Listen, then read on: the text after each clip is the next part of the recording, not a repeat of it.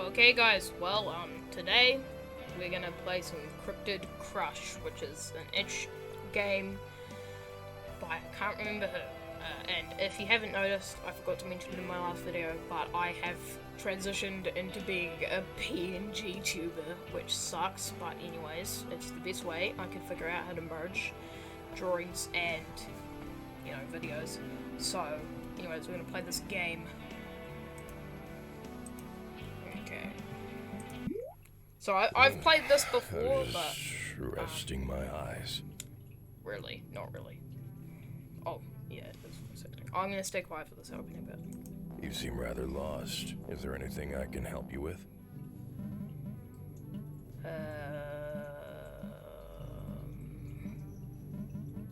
Take me to chapter select. Where are you going? The very beginning.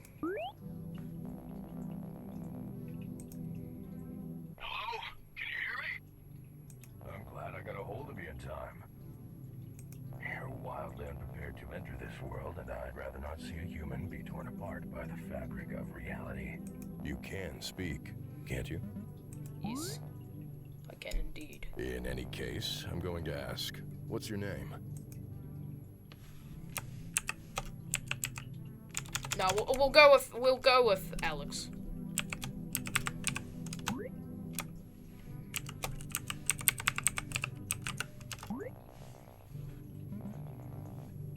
What's that? Who am I? Definitely not the Mothman. Now, how would you like to be addressed?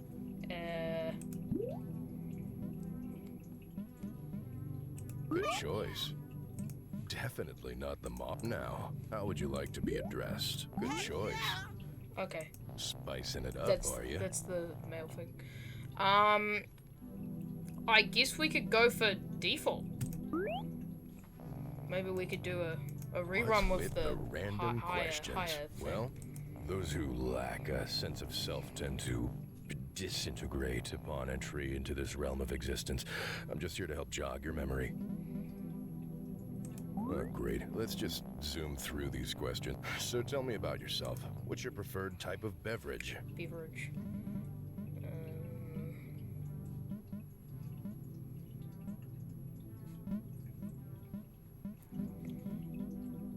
I guess Name water. one of your greatest weaknesses.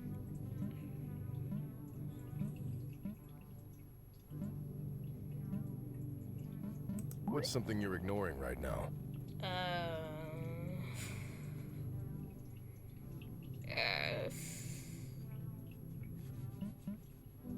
Exercising, that's funny. What would you say is your strongest quality?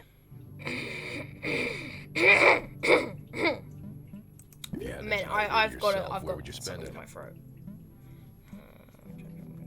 Yeah. If you were a cryptid, what would you be? Sea monster. Sea monster. Great, interesting. Now how do you envision yourself? Choose your length. Okay, I don't know. I guess there would be nice. No, thank you. Why not? Yeah, that's nice. No. Yes. Hairpin? No. Beanie. Yeah, why not? Ack.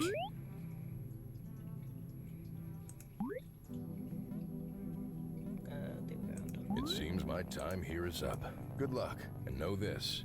I'm rooting for you. I wonder if the full game's voice acted now. I don't know. I haven't played this in ages. I live streamed the entire game in one day to one of my friends, but I think they've updated it.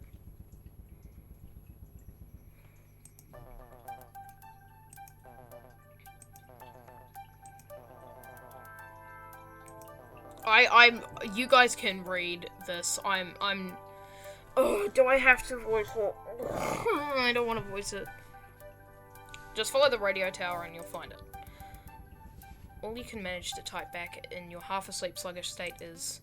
Okay.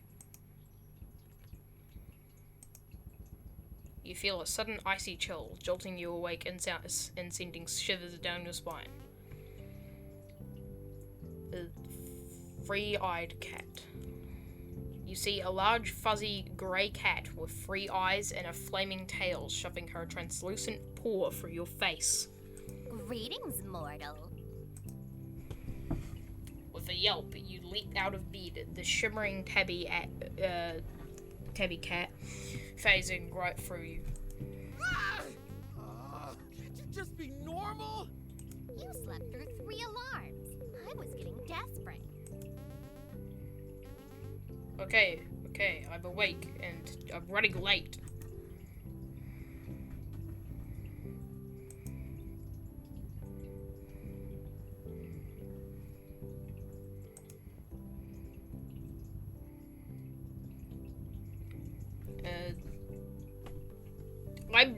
I don't know whether I should voice it or not. I guess I will. You squat down to tie your shoes and slip on your jacket.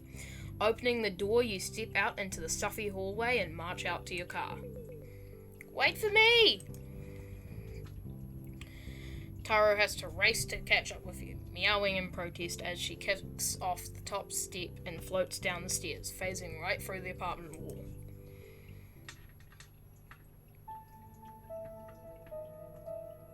Spooky. Chapter 0. Dead Air.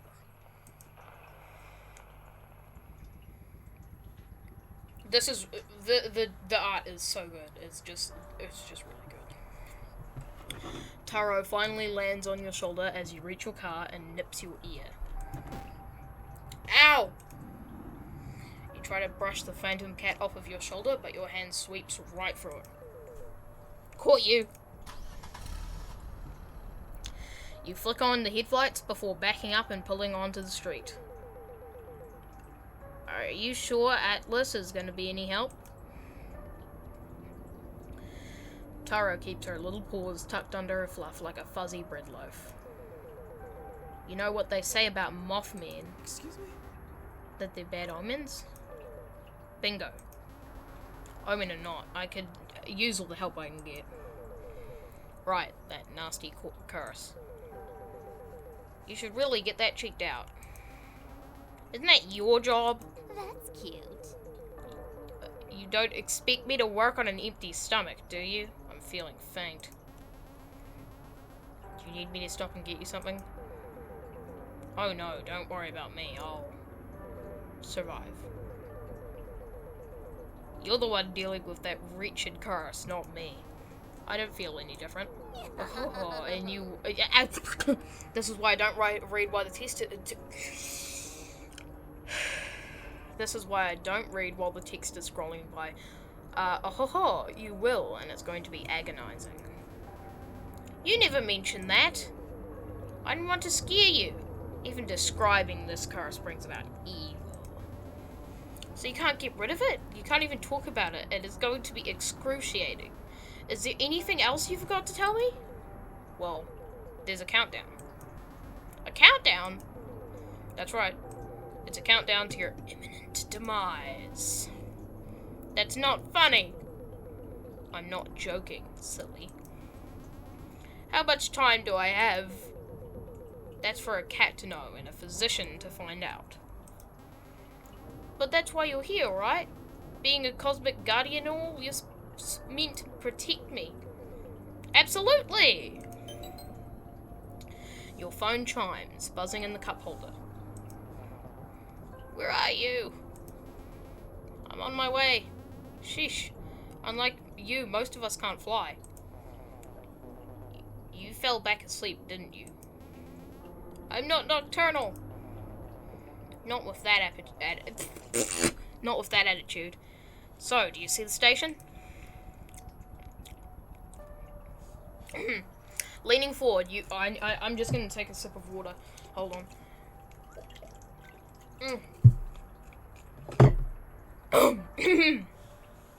Leaning forward, you glance upwards towards the distant radio tower cutting through the night air. I think so.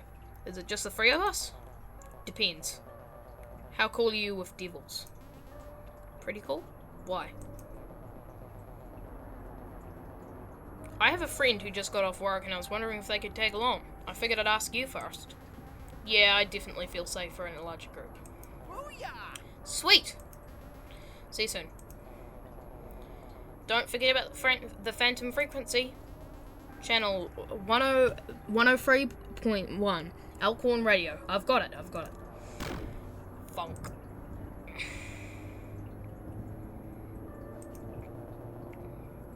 Sorry, I hit a lamppost. I'll meet up with you soon. Drive safe. Atlas hangs up. You picture Atlas wildly fluttering around a giant light bulb, but then it dawns on you. I've got my flashlight. Looks like we'll need to make that pit stop and snack run. Rolling into view is a dingy-looking gas station named Al's Owl Nighter. Dozens of sun-bleached local ads plaster the foggy store windows, weeds sprouting through the cracks in the cement. This place looks safe enough, right? Well, it's well lit at least.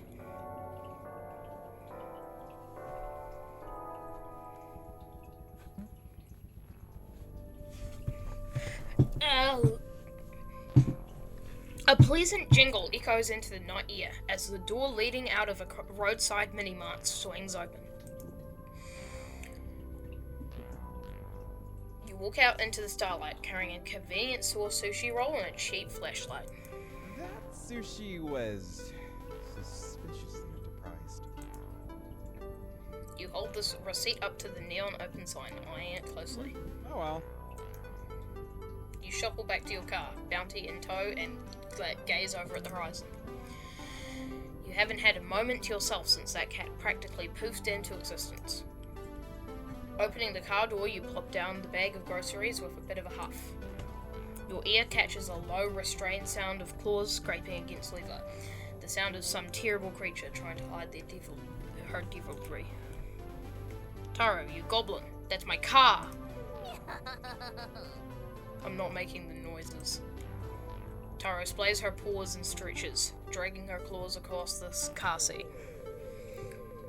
Well, as my Meowver always said, the world is your scratching post. I'll consider sparing your car's interior if you offer me something I want. Hold on. She tilts her head to one side and closes her eyes expectantly. You roll your eyes and reach over, gently scratching Taro behind the ears. She's oddly cold for a big fuzzy cat. You're a real handful, Taro. Seriously, what kind of cat drags me out past midnight for some expired sushi? We have places to be. A nyanjol, of course. A nyanjol, of course. Or that's what I call myself anyway. You do know that I'm not just a normal cat, right? Now, pour over the goods. I hate the cat puns. I hope it gets better. You peel off the plastic wrap and slide it towards the demanding cat. You turn the key in the ignition, the old car rattling to life. We'd better get going before I totally chicken out. The car drives off, peeling out of the convenience store parking lot and down the dimly lit streets of Long Hope. Tara scarfs down the last bits of sushi, licking specks of rice off her nose. Aren't we on the lookout for that phantom frequency? Ah, right. You slide your hand over the dash and click on the stereo. The radio roars on, with harsh static as it switches between frequencies until it reaches 103.1. The static is cut with a crisp and peppy tune, cueing the start of some sort of radio show. Good evening, Frinksters. I'm your host, Madhouse Mike, live at Elkhorn County Radio. What's that? Seems my producer's letting me know that I am, in fact, dead. Thanks, Stephanie. Thanks a lot. I already know who my favorite character is. So, before we get started, I just wanted to give a shout out to all my listeners. It is your support that keeps this show alive. So, as a thank you, I'll be starting tonight's show with some fan mail. Madhouse clears his throat for emphasis. Thank you, lovely. You want to make thousands working with a flexible schedule from home? Of course you do. Join our loyal family and become the independent girl boss of your dreams. For a tiny fee of $1,200, you two can enroll in our courses and start feeding today. Join us and flourish, Great Mother. Wow.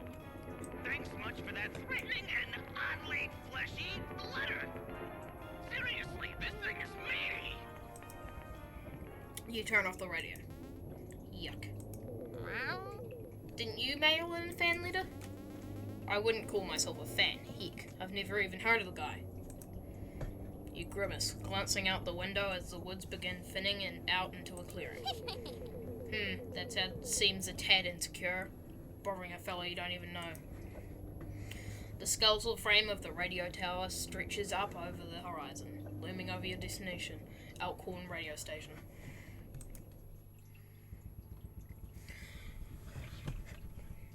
Pulling into the radio station's overgrown parking lot, you park between the fading lines. Taro hops up and jumps onto her human's arms, insisting on being carried like the oversized baby she is. You open the car door and step outside. You feel the brush of Taro's whiskers against your cheek, somewhat easing your fears. Oh dear. Okay, we'll be fine. It's just a haunted station on a hill. No big deal. You click on the hefty flashlight with a tight grip. You angle the light towards the station, as well as the large metal fence in front of it. Crap. Forgot the bolt cutters again. You turn your attention instead to a large sheet of wood spray painted with crude red letters attached to the fence. You read it aloud. Keep out! Trespassers will be murder-lated. Ah, cool. I heard the place glows red on Friday nights, and the on-air side never burns out. Bunch of silly rumors, if you ask me. Where is everyone? It's already 2 a.m. They should have been here by now.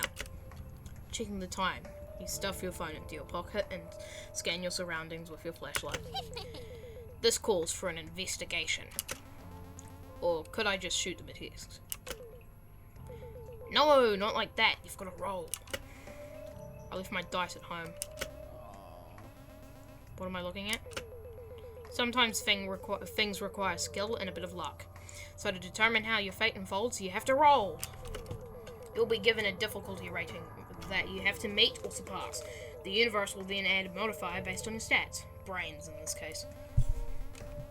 This feels like some kind of forbidden knowledge. Oh, it is. Now try rolling for real.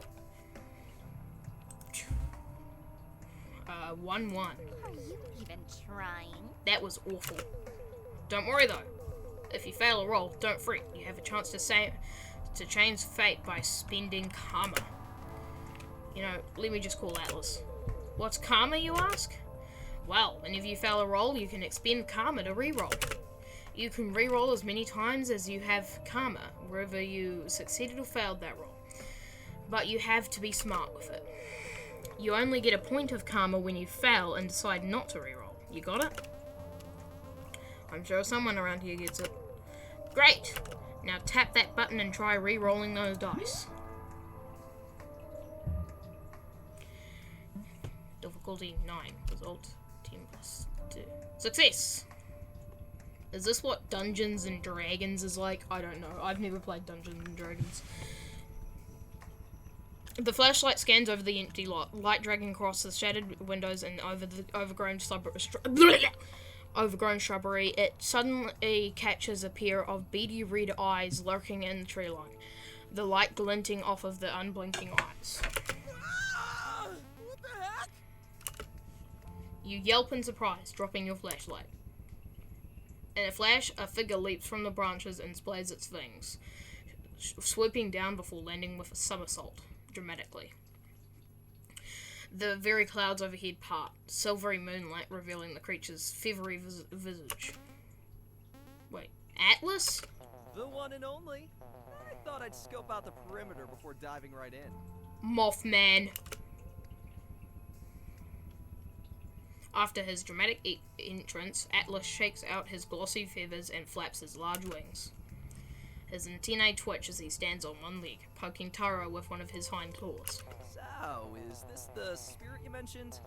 I kinda expected something, more impressive. I am a great and powerful cosmic god. She bites one of the Mothman's talons.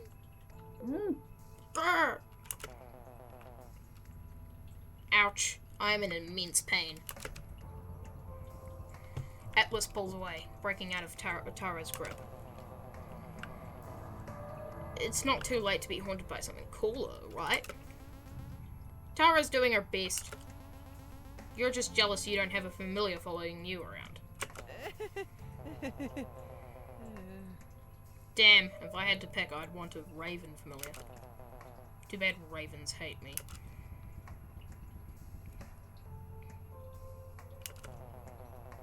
Yeah, sorry for startling you. Breaking through the grenier, a single blue flame casts an eerie light over a large imposing demon striding into the clearing, a heavy pair of bolt cutters resting at their hip. Sorry to keep you waiting. The designs in this are pretty good. Ah, it seems everyone has arrived. I assume Atlas spoke of me? Hold on, I need to check how long I've been recording. Sorry for the sudden break. It's been 21 minutes. Oh, sorry. This is Jamie, the roughest devil around. They're a great listener, bone collector, fist fighter, and artist. Jamie, you should show Alex some drawings. No. Oh man! Who cares? I suppose I'll scout on ahead, since you seem to be in such capable claws. The feline hovers past the demon, floats through the fence, and disappears into the overgrowth. We should follow suit. Dromy struts towards the chain link fence. Unsheathing the bolt cutters, they snap through the padlock and give a quick thumbs up.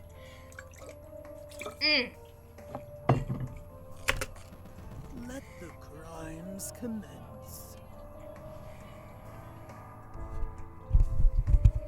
Hold on, give me a moment. I need to go do something.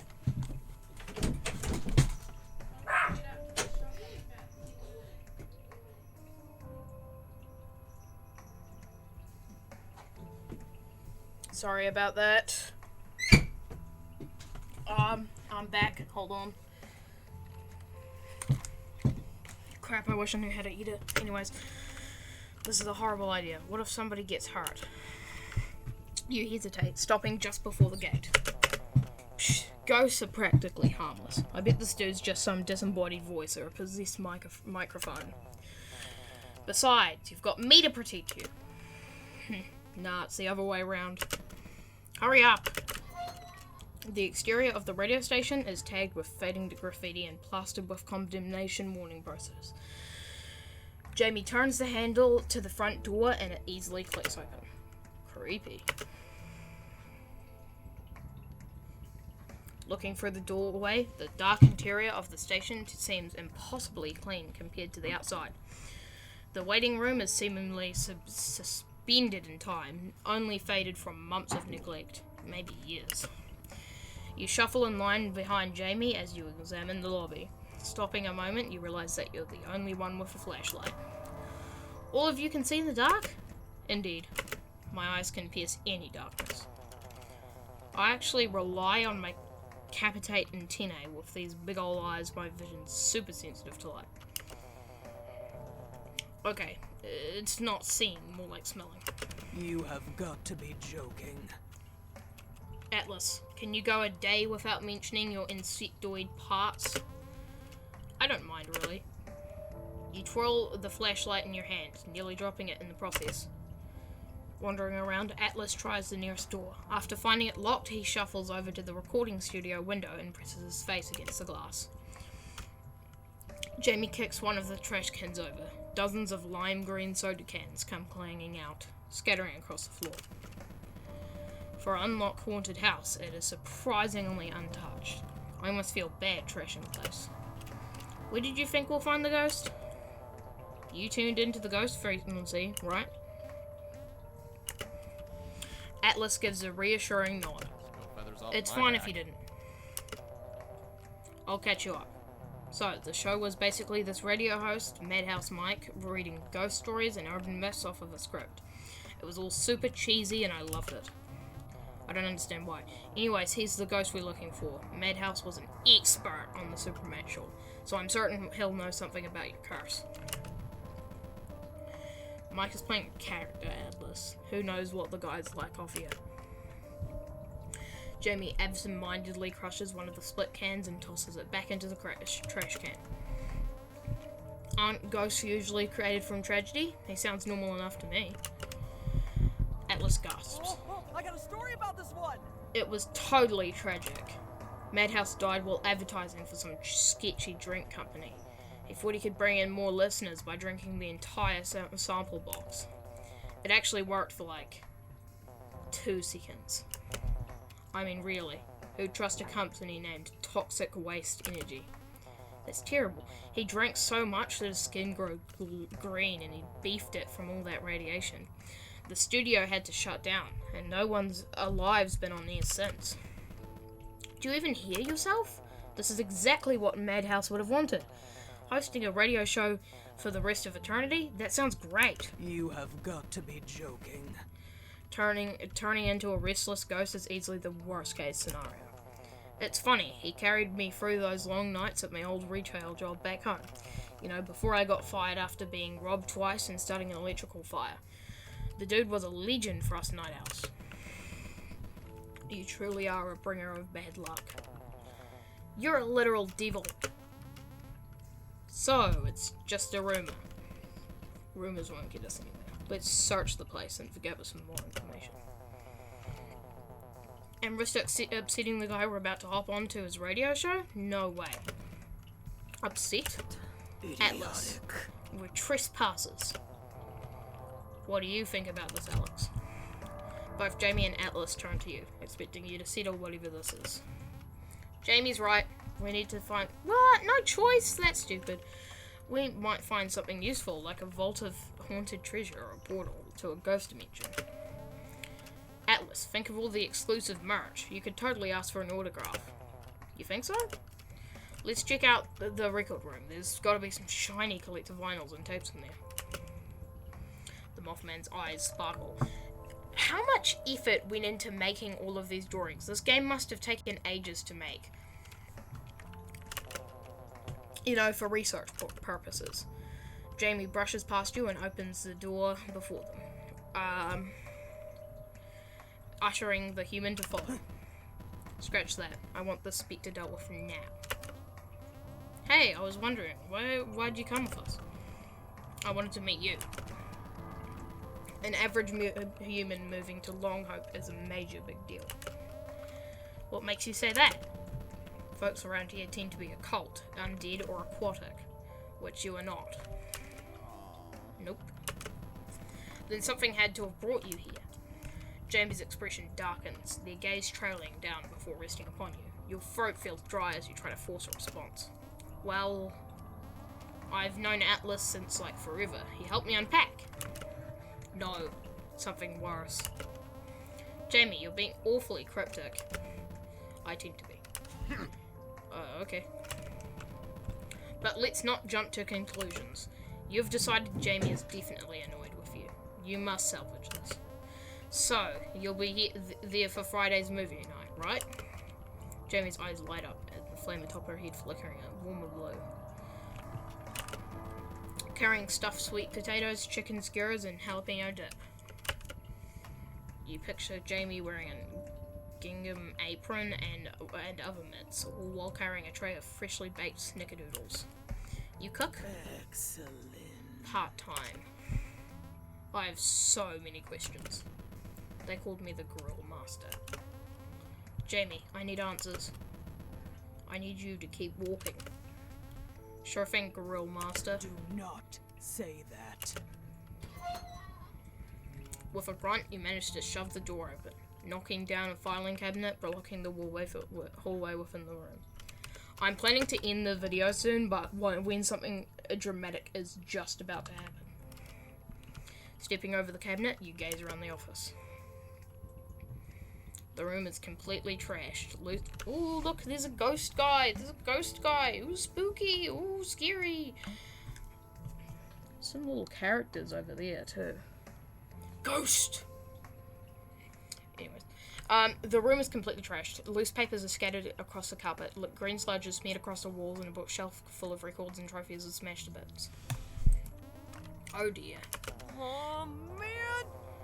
What kind of monster did this?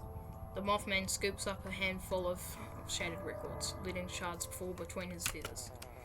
These were original copies! Couldn't you just download the digital album? No, it's about the rich, omnidimensional sound! Ignoring Atlas's muttering, Jamie runs their claws along the wall, tracing out the words written in the faintly glowing slime. DailyGhostWatch.net. The hell does that mean? Could this be right? Sounds like a website. Atlas looks up from the vinyl wreckage, waking... Hold on, I need to take another sip of water. Okay. Atlas looks up from the vinyl wreckage, wiping away his tears. It's just some blog that reports some abnormal occurrences. Makes sense. I was actually a mod there for like a month. Ew. Moderation's important. No, it isn't. Yeah, you nerds better get snoopy. I'll make it quick. Where should I start?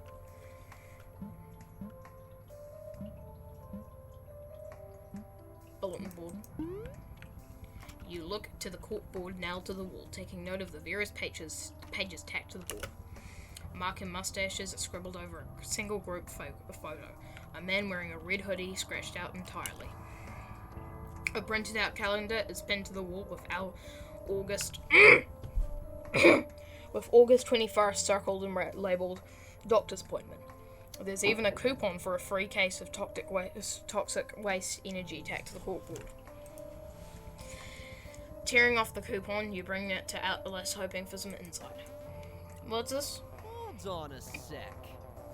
Oh, that's the drink that killed Mike Madhouse. It's that infamous soda brand known for its insane caffeine content.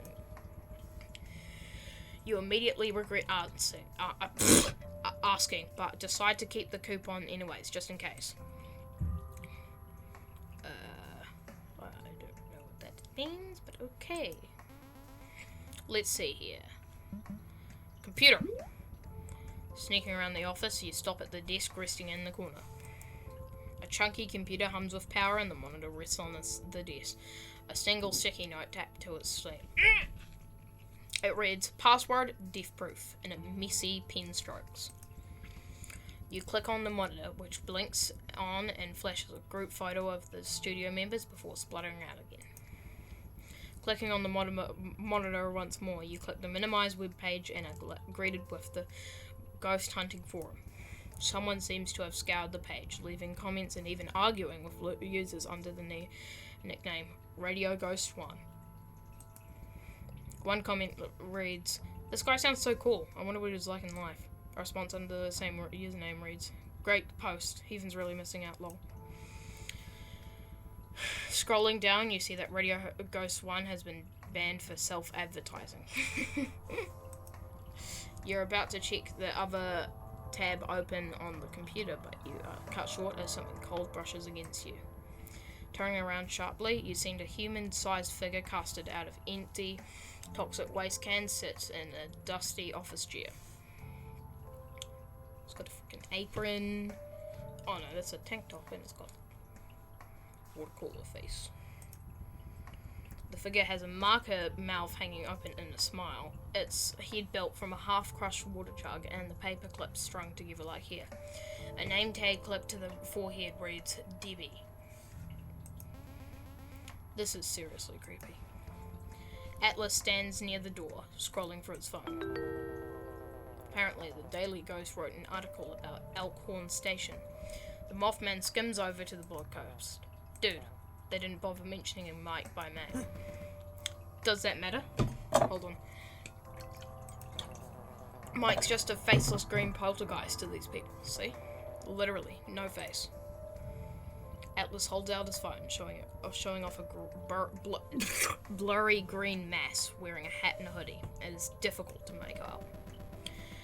Isn't that how the whole cryptid gig works? I guess you're right. Jamie shrugs and turns away from Atlas, the tail knocking over the small trash can, spilling the contents all over the floor. My mouth is stopping mouthing. I'm gonna have to stop reading this soon, or in the episode. This was definitely gonna be serious. How long have we even been going before? Let's reroll.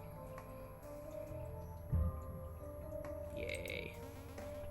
Let's see here. Buffled voices, determination, strophe, grace, boo-hoo,